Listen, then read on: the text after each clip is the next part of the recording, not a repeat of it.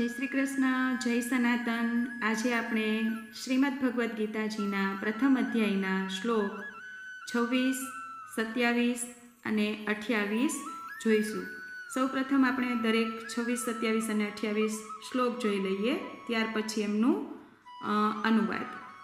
શ્લોક 26। તત્રાપશ્યત સ્થિતાન, પશ્યત તો અડધો ય પછી છોડવાનો છે।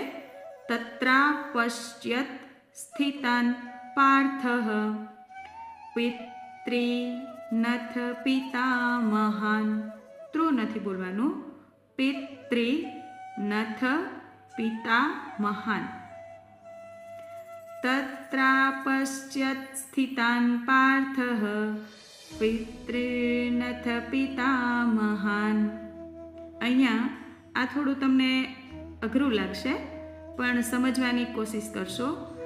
આચાર્યાન, આ ન જે અડધો છે એ આપણે યા ઉપર અનુસ્વર તરીકે લઈ લઈશું। આના આચાર્યાન માતુલાન ભ્રાતૃન, આ બે ન ખોડા છે, બંને ન ખોડા છે। તુલાન ભ્રાતૃન, અહીંયા સમજવા માટે મેં લખ્યું જ છે। આચાર્યાન માતુલાન ભ્રાતૃન પુત્રાન પૌત્રાન સખીન્સ તથા, પ્રયત્ન કરશો તો ફાવી જશે।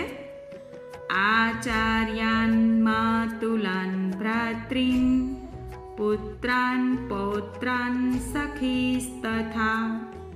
સંપૂર્ણ શ્લોક એક સાથે લઈએ। તત્રાપશ્યત સ્થિતાન પાર્થઃ પિતૃનથ પિતામહાન આચાર્યાન માતુલાન ભ્રાતૃન પુત્રાન પૌત્રાન સખીન્સ તથા। શ્લોક 27।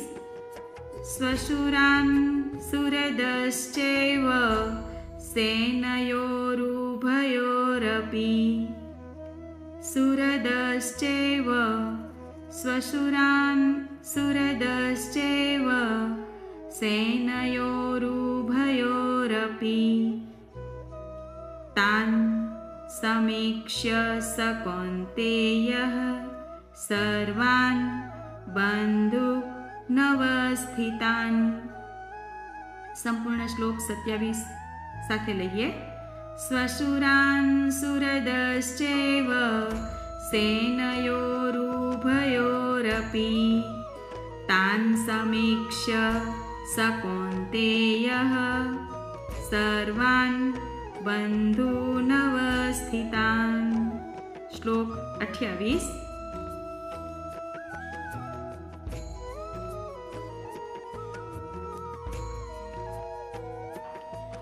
કૃપયા પરયાવિષ્ટો વિષીદન્નિદમબ્રવીત। અર્જુન ઉવાચ દૃષ્ટ્વેમં સ્વજનમ કૃષ્ણ, શ અને ટ અડધા છે। દૃષ્ટ્વેમં સ્વજનમ કૃષ્ણ યુયુત્સું સમુપસ્થિતમ। સંપૂર્ણ શ્લોક એક સાથે।